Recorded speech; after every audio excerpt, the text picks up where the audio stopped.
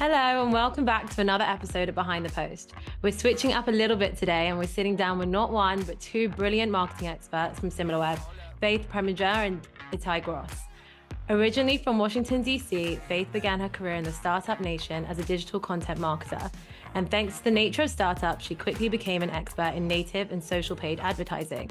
Her obsessions with trends and the why behind user behavior and hashtags led Faith to pivot her career towards organic social media. She joined Similarweb in 2021 as a social media manager and transitioned into a content marketing manager role in 2023. When she's not mastering the art of writing, she's a wife and mum of two living in sunny Tel Aviv. And how would she describe her life in one word? Hashtag blessed. I'm also joined by Itai, who began his career making a 180-degree transition from an education-related nonprofit to Sport5, Israel's largest sports TV channel and website. Quickly ascending through the ranks, his fascination with how quality creative content could support business objectives pushed Itai into the role of B2C social media manager at a performance marketing company. 3 years later, Itai joined Elementor as a social media team leader before embarking on some freelance projects, publishing his own children's books, and ultimately assuming the position of social media manager at Similarweb.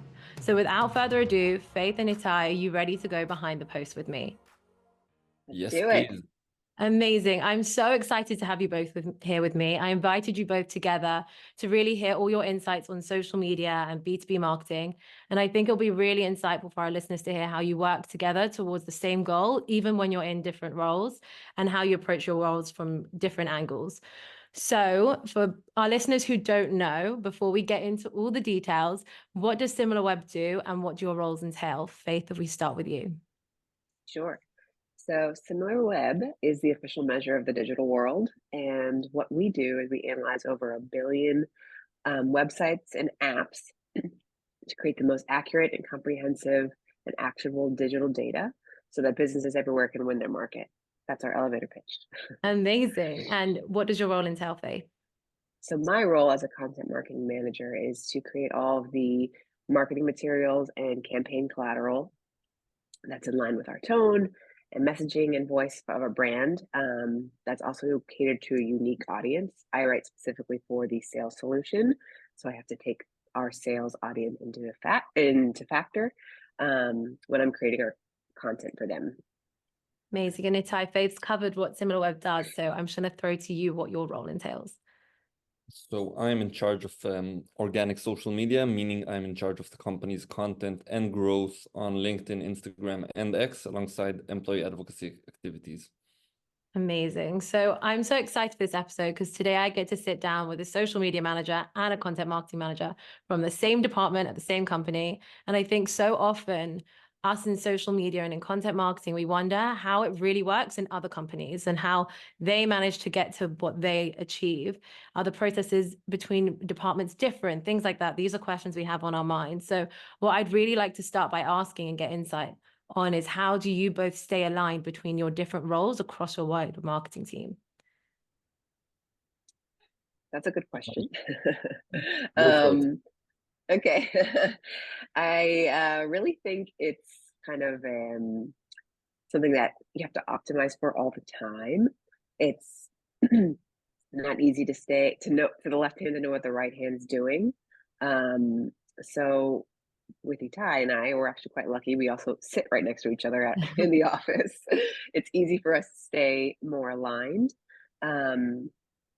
But as a marketing department, we are constantly making sure we share information with the other people in the marketing department, where we have a lot of automated resources that send us Slack messages as things become available or as things are happening. We have, so for an example, I can drill down a little bit with that. We use Airtable that links to our Slack channel when content is created and released and published and available for anybody to use. We have kickoff meetings at the start of each campaign, which is very critical to have your key stakeholders present when you're initiating something new and hopefully big. So we usually have in those meetings a designer, a content writer, the social media guy, the video guy, the product marketing manager, the marketing manager, Yeah. You know, and maybe a few others sprinkled in that are unique or essential. And together we understand what the mission or project is, and what our unique role is, and then also who the other players are. Knowing who your POC for something is critical. Yeah. So when you have those startup meetings, you're really able to see who all the players are, and when you need to know something, you can go to that person or this person. And then just keeping within the life cycle of a project or a campaign, documentation, and having one comms doc that anybody can go in and see information for anything that that's related to that. The link to the WordPress, the link to the design folder, Yeah. the relevant Slack channel, if it may be, and then all of the written content that's there that somebody might need to Yeah. access, update, edit. So a little high summary of it, but really it just comes down to making sure people understand where to go to get information, and automating as much as possible, because there's a lot of moving parts, and Yeah, need to be able definitely. to And I stay think, informed. yeah, I think you touched upon, you have a big team. You said you had design guys, product marketing, you have so many different places, social, obviously content. So it's so important as well, because if there's less of you, maybe you can speak about it a bit more, but the automation is really important across such a big team. And as you said, making sure every single person has a seat at that table when the campaign kicks off, so everyone knows what they're supposed to be doing. Itai, is there anything you'd like to add from your side? I mean, I am personally the only social media manager in the company, unlike content marketing managers, which are a few. There are a few designers, campaign managers, etc. I'm the only person who manages social media at Similarweb, so I have distinct ownership over everything that gets published through our corporate channels, and the owner of our employee advocacy activities. But yeah, I think by nature, marketing teams have some flexibility to some extent, and I feel very comfortable approaching anyone for support and help and coverage, and I know that there are a few people, Faith obviously included, who support and assist my work on social media, including coverage when I'm off. So there is a lot of importance and emphasis on alignment and sort of roles and responsibilities, but there's also, you know, this layer of flexibility there, which I think is also essential for a good marketing team. So yeah, Definitely, it's really important. Yeah, it's really important, especially with social. It's never ending. It's something's going out every day. So to have that support and collaboration and communication with your team is really important. So it's interesting to hear the insights of how it really runs at Similarweb. Considering but social media plays such a big part in both your roles then, in both your careers, sorry, why do you think it's so valuable for B2B marketing teams? Personally, this is something I can go on and on about. For one, social media could potentially be the first phase of awareness for prospects. And if that touch point is human, creative, intriguing, or even entertaining, then we can easily move on to the phase of consideration. But I don't think it's only about, you know, moving prospects up through the funnel. On a very basic level, I think it also builds credibility.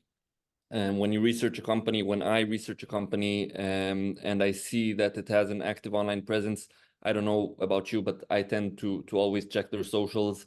If their online presence is engaged, if you see users showing it love, it adds another layer of trust. And I also think it should be a source of pride for employees.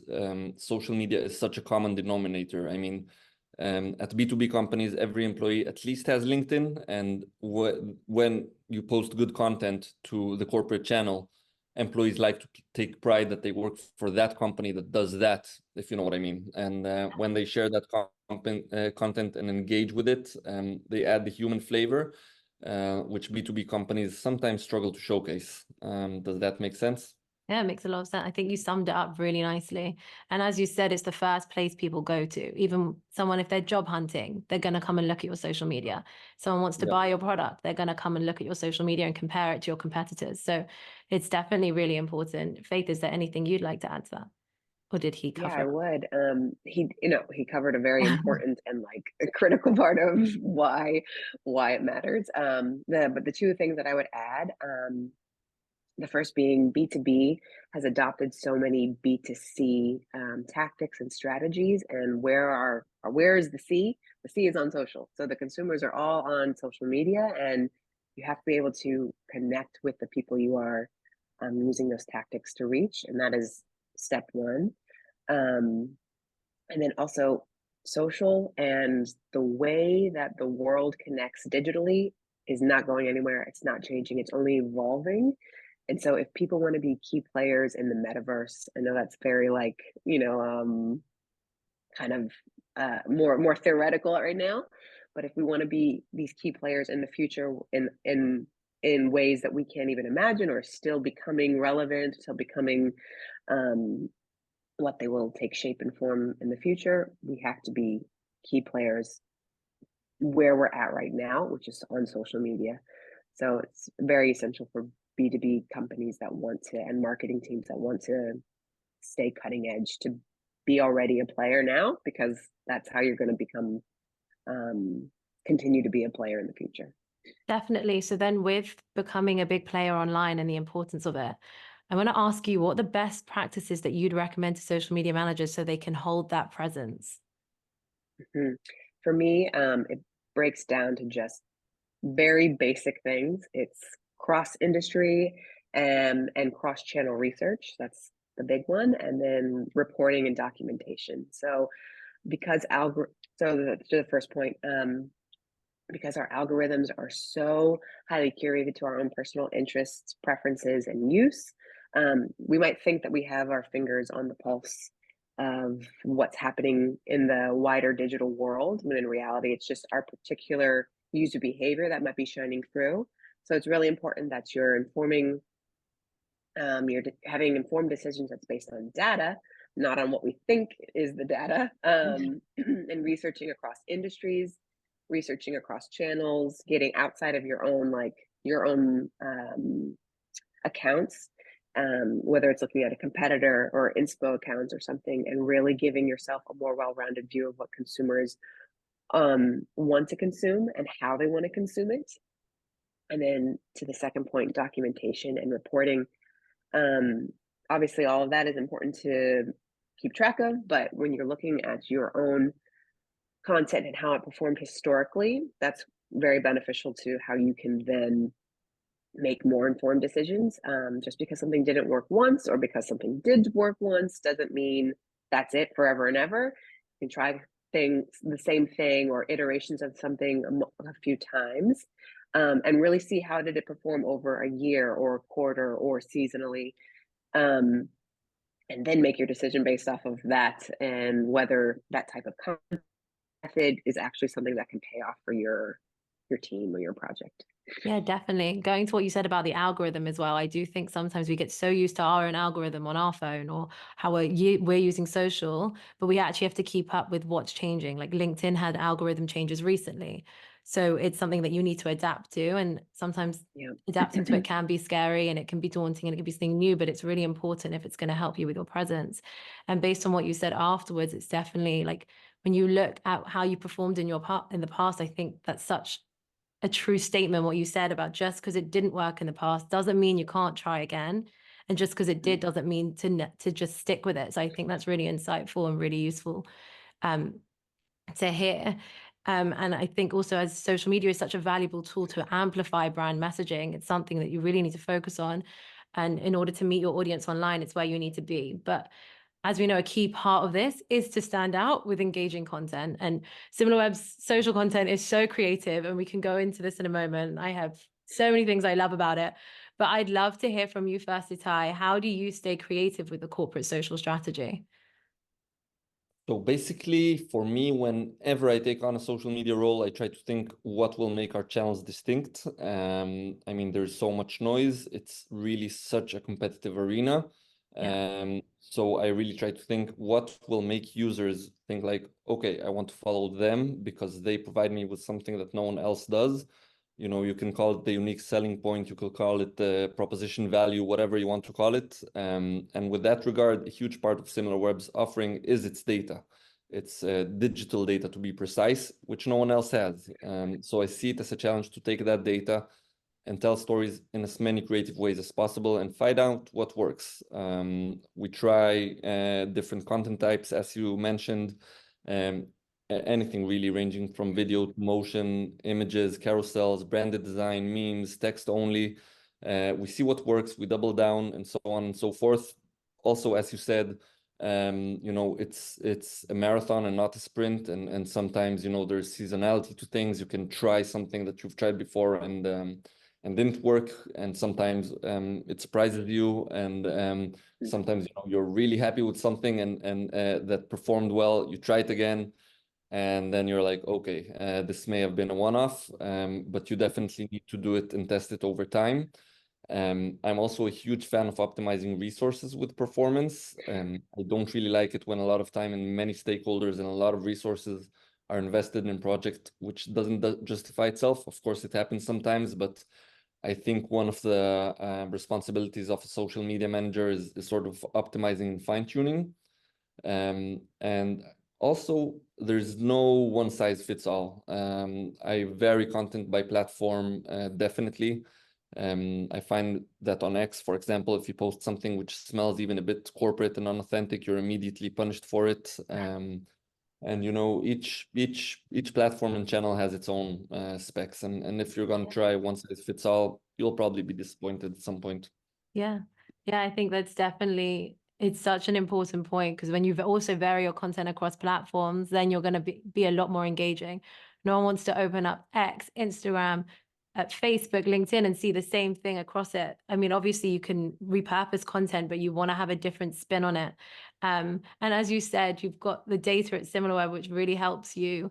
And there's something else that Faith said before that I want to bring back into this, is that not to forget the C, even though we're B2B. And I think what you do so well at Similarweb is you take trending topics online, you look at the website traffic. Like you did this thing recently with the Super Bowl and how Taylor Swift sent more website visits to the Chiefs website, things like that, which I think people have such insight in, and it's interesting to people and it can appeal to that consumer, even though it is B2B, who's going to walk through their doors at their office and say, I know this company, I know this product, I've seen all these interesting things that got their attention, and it will bring it to the attention of the table that they're about to sit at.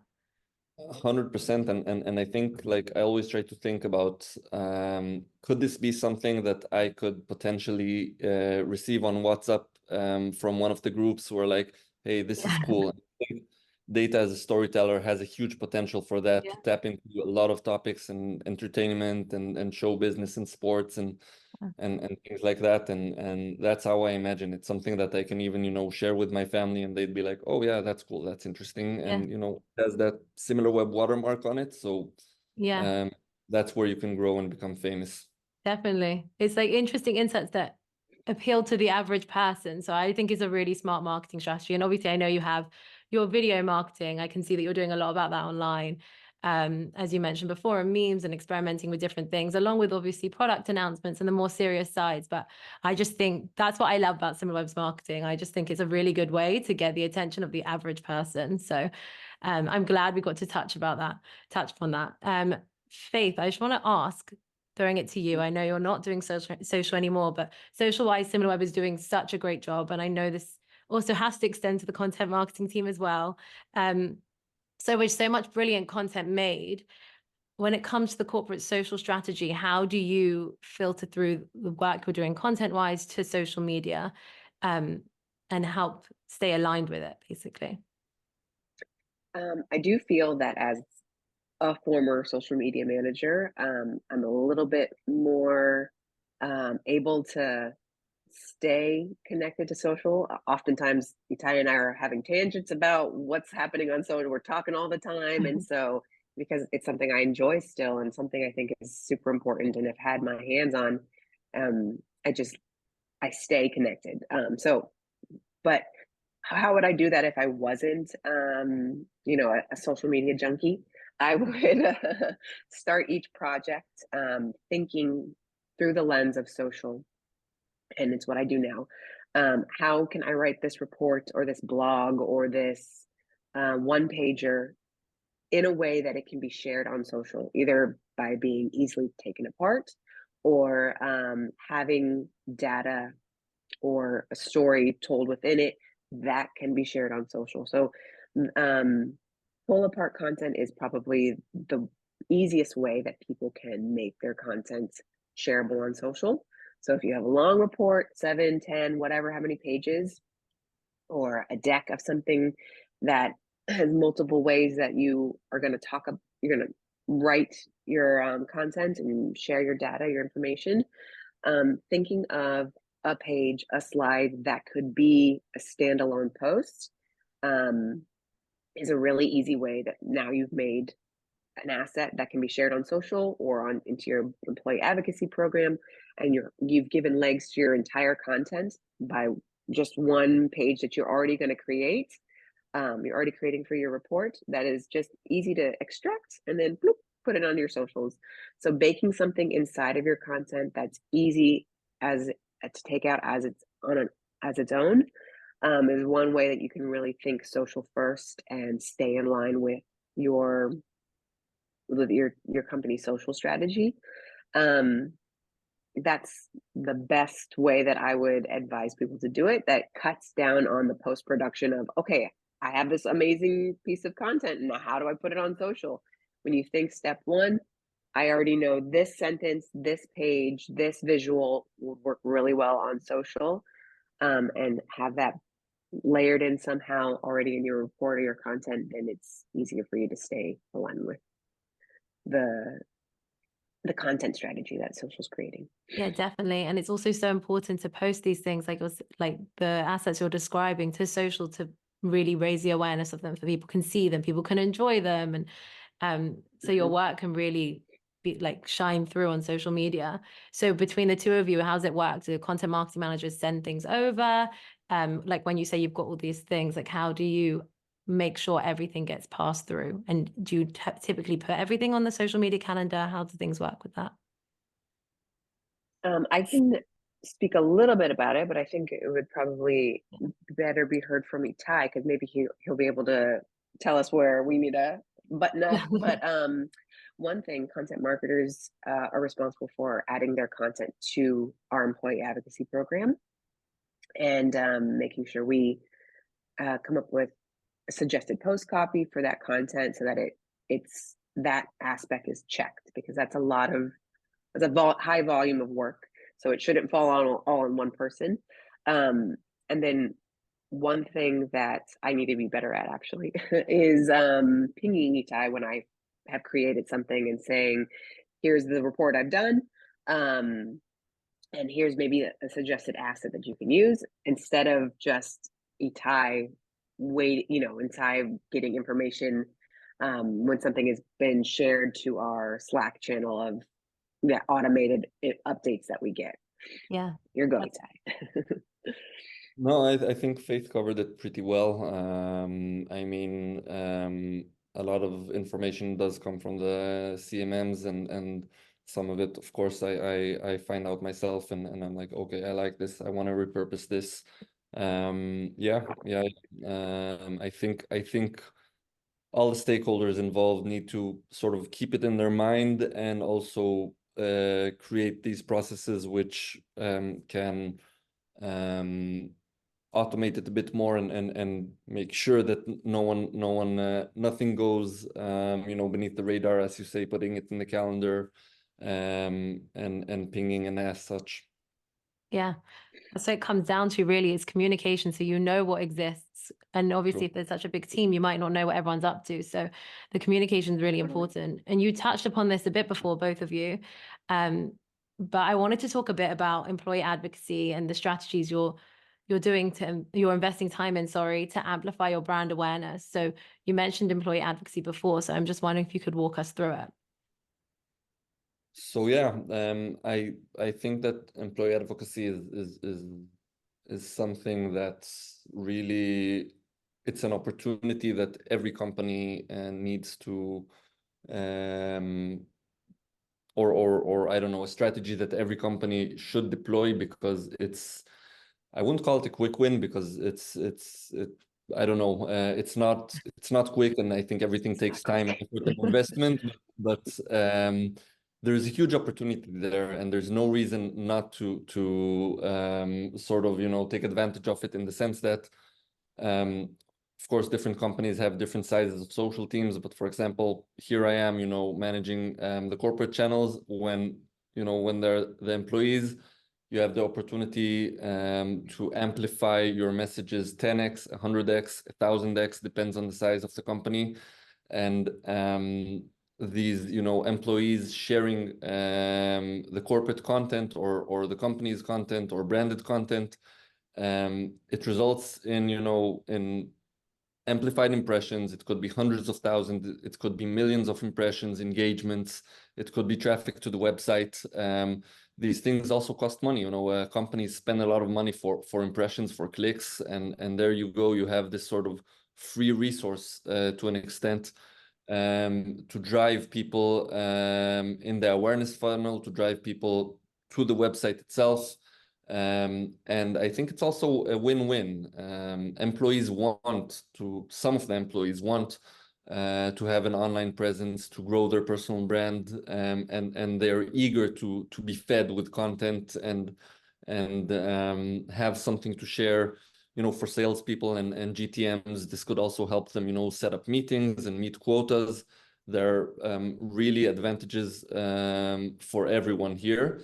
And I think it also, you know, takes us a bit also to the realms of HR and sort of the company mood and how employees are feeling, to see how eager they are to share. It sort of represents and reflects the atmosphere and the mood in the company. And when you see that everyone is very, very excited, then you're like, okay, people here are happy. People here are sort of loyal to the brand, are proud to work here. I really think that the advantages and sort of the positive outcomes, when you compare them to the effort, are huge. Yeah, definitely they are. And I think employee advocacy now, you did an amazing summary. I actually don't think I can add to it, because you really hit the nail on the head there. But with employee advocacy as well, it's people trust people. And as you say, they see an ad, but if they see somebody post something that works somewhere, it's an individual, there's that trust there that's built. And it's no longer a nice to have, in my opinion. It's so important. As you said, it's cost effective. It's important. From HR to, you touched upon sales and social selling. It can really elevate your brand and accelerate your social strategy. And it really can it has the power to bring in revenue, to bring in awareness. So yeah, I think it's a really important strategy, which you touched upon very well, I might say. No, I mean, you said it very well, that there's a huge difference between, you know, a profile picture, which is a company logo, and a profile picture, which is a face, and then the name and the last name, versus, you know, a corporate name. And you just need as many of those to sort of work together. And you know, the tough part is to sort of see how you can always take it up a notch and optimize and incentivize and get people more engaged. Yes, definitely. That's the challenge. Definitely. And you mentioned before that employee advocacy isn't quick, which is, I think, it takes a lot of trial and error, sorry, and effort anyway. But it's really important. It's really worth it. And I'm wondering if we could walk through a bit of the history of the employee advocacy program that you have at Similarweb, because I think it's really important to highlight the fact that a lot of the time, social success takes multiple attempts. And this also applies to corporate strategy as well. It takes testing out what works specifically for your brand, which we don't really hear about online. We just see the success story really online. So I'm wondering, with your employee advocacy program, Itai, if you can talk a bit about what have been the challenges and triumphs you've experienced when implementing it. So I can say that I'm personally kind of new to the employee advocacy here, because it has taken a few, it has changed a few hands. I joined last year at 2023. I joined Similarweb. I took over Faith's role, and then we did a few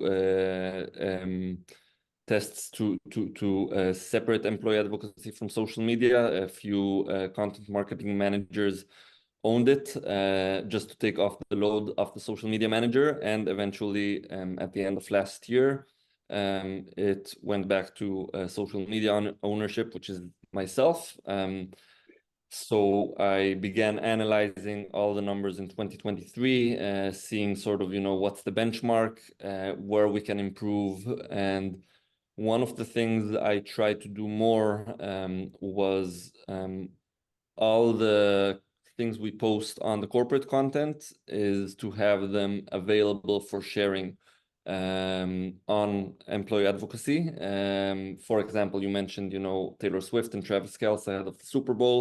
In the past, we used to share a bit more, blogs, reports, events, summits that we take part in, which specific stakeholders might be interested in, or, high-level product launches, campaigns, etc. And I'm trying to incorporate a bit more of the day-to-day fun stuff, so to speak.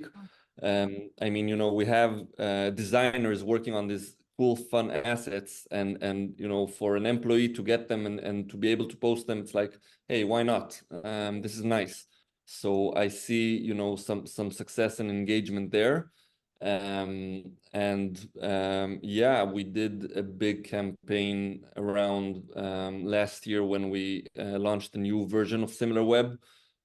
We tried to work on a LinkedIn hack in which there are those certifications on LinkedIn. We did a branded design of a certification. It wasn't real, no one was really certified, but it was a way for employees to post that they are now certified on Similarweb 3.0. I saw that as well. and incentivized there, and the participation was pretty significant. And I think employees had a lot of fun, and 3 employees won some fun prizes. And I think the gamification and incentivizing should be a part of it. I mean, I've seen it as successful, and I think, again, I spoke about employees being eager and wanting to build a personal brand, but I think, adding in a bit more from the company to get them going is nice, and it bears good results. So that's on my side, but I'm basically new, and I also inherited a very smooth functioning operation from Faith. So I don't know, maybe she has something to add about the history. Yeah, I'd be happy to talk a little bit more about what we used to do and what we learned from it.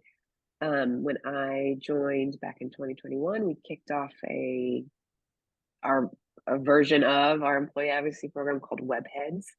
And it was both an enablement program and an employee advocacy program. So we had a really robust group of about, I think, 50 people throughout the company who just were interested in learning more how to build their brand on social. So we would enable them on whatever platform they want. We had everybody from TikTok to LinkedIn, with 4 seminars throughout the year where they would come and get a different education aspect of how they can use the platform, or what they should do, or algorithmic changes, or whatever the topic was for that particular seminar. And then out of it, what they would do is they would go create content using our product. It didn't have to be, it could be for their job, for their specific role, or a campaign that we were working on at that time, at that time they might have been working on, whatever the spectrum was, where how they just wanted to incorporate our data somehow, and they would give us that content, and while sharing it to their own platforms and building their own brand. So it was really went hand in hand. They got something out of it, we got something out of it. And I think Ty touched on it very importantly, that until your employee advocacy program is beyond adopted by the company, it's in your DNA, it really has to be led with some important incentives, whether that's prizes, a vacation day, I don't know, however your company wants to spin it, or education, information, training, enablement of some sort.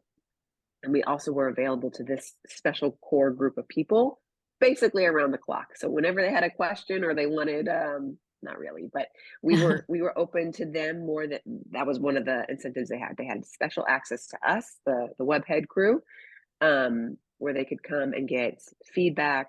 Why did my content not perform well? I have this really cool idea. How do I spin it? How do I create it? What do I do next? So that was important for us to have something that they got out of it. It wasn't just, now you're a content machine for us. Yeah. We had really strong momentum with it. We were 2 seminars in, and we were hitting a point where we were going to really enable people to start creating content that we would be able to put on our channels as well. And then we lost momentum. And that's my first learning lesson. When you have momentum with employees and they're really vibing with your strategy, your program, do everything in your power to keep that momentum going. So whether that's you now are the one leading the seminar because somebody else can't, or you are calling HR and going to their desk and emailing them over and over again to make sure you have the best prizes or whatever it is, don't lose momentum. Keep the fire going, because once you've lost it, it's basically like you have to start over again. The other big thing that I've learned, there's 2 more aspects that I learned in our program, was anticipate roadblocks, because they're gonna exist. Nothing's gonna run smoothly. But when you're at the beginning of your program, before you've even launched your pilot, anticipate what those roadblocks are and come up with 1 to 2 to as many solutions to those problems are, because once that roadblock hits, then you now have something you can pull from your back pocket, a solution to try to overcome that barrier. And then the last one, that's maybe even more important than anticipating roadblocks, is knowing who you need to be aligned with and who you need buy-in from, because we are now changing the DNA of a company. When you do an employee advocacy program, you need to know who is the head that's going to help turn the rest of the body, and help you to get people to really understand this is not just a fun project that the social media manager is doing. This is now how we're going to operate moving forward, because my boss or my team lead or the CEO, whoever it is that is now backing your new project, is saying, this is important. Please give it your time, your attention, make it part of your work day. So figure out who you need that buy-in from, because the messaging should really also come from them. And when it just comes from a social media or a content marketing led position, it's harder to turn the body. It's just not gonna, you got one hand over here, it's like desperately trying to get the rest of the body to do something, and it's not gonna do it. So that was what I learned from my iteration of our employee advocacy program. And hopefully Ty gets the momentum and keeps it. So we'll see as it kicks up, continues to kick off. I think that's really important advice. It's actually really, I think it's good for people to know that all these things are hurdles that people jump through that are still creating a successful employee advocacy program. And just because you hit the hurdle once or you lose momentum once doesn't mean you should give up on it, because clearly your advocates, the way you're describing it, they're so engaged. You've gamified it. You've encouraged competitions. You've given them support. And I actually think support is one of the most crucial elements, because posting online is scary. Like in a professional work setting, it's nerve-wracking. Like you worried you're saying the wrong things, or worried you're not reflecting your company properly. There's so many concerns that people might have, but with that support, those concerns can be diminished. They don't even need to exist, because that you can help them and guide them through it. So I think it's really interesting to hear what you've learned, like from the past, and what you're bringing to the future. So I also want to ask, because I know Similarweb has a large amount of employees. Correct me if I'm wrong, but it's over 1,000. So this time around, how are you focusing on implementing an employee advocacy program and continuing the effort with such a large group of people? So basically, I can say that we share newsletters regularly with content available to share. Some of it is just, straightforward, with items that they can click and share, but some of it is me adding a bit of a message of, what exists and what is possible to share. But I always feel that, there needs to be an extra effort there and some more proactiveness on my side. And what I want to do and implement and plan to implement, and it's sort of in the works for Q2, is to have employees also, take part in creating the content. I think, sort of sparking their creativity buds, because you talked about, the large number of employees. I think that's a resource, that's an advantage, in the sense that every person brings something unique to the table, and you have so many different departments and professions and people from R&D, people from marketing, people, data analysts, scientists, people who have learned so much in life, and all of them can contribute something to the conversation. And this is something that I'm working on getting people to do, to sort of create some more creative content, and not only being fed what I and the rest of the stakeholders provide them with. I want to involve the product itself in this, in the sense that I spoke about the data storytelling, and I think what's fun about Similarweb Pro and the product and the software is, I think, and I had this experience when I played around with Similarweb before working at Similarweb in different companies, is that everyone can go there and just find something cool, find a fun insight that they relate to, find analyze a website that they like to follow, a sports team, a musician, a trending topic, and share something about it. And this is something I really, really want to sort of put in the spotlight, is the employees and the product, and coming soon, so to speak. We'll stay tuned for it. So you kind of touched upon before, like what types of posts you create. But let me know if there's anything you want to add. But I know that you like to put in like the data and the story and the fun things like Taylor Swift. And I saw you also did one like which advertiser got the most website visits, things like that. So is there other types that you like to add to your board for your advocates to share? I mean, I think when you speak about advocacy and personal brands and people having their own online presence, you can't avoid also the term thought leadership, which is very important, especially on LinkedIn, and very important for us as professionals. And I think that, again, when you have a lot of talented people who have done a lot, it's good to encourage them to share their stories. And I think this also comes in the sense of their day-to-day work and their profession. And it also comes again, in this touch point with the product. You can, it's not only the fun and entertainment stuff. It's really, our data and insights tell stories which are significant to current events and the world, and ranging from news and tech and I mean, you can learn a lot from what our insights show, and every employee can tap into that and build themselves as storytellers and thought leaders using that. So it's really a lot of those. And I mean, I think it's really a very good tool for the basics, as I said, field marketers and their events and the summits and the webinars and all of that. Yeah, I think that's most of it covers it. Amazing. It's so interesting to hear about how you're doing it. And I know you touched upon gamification, so and training your employees. So is there anything that you do specifically for training now or planning to do?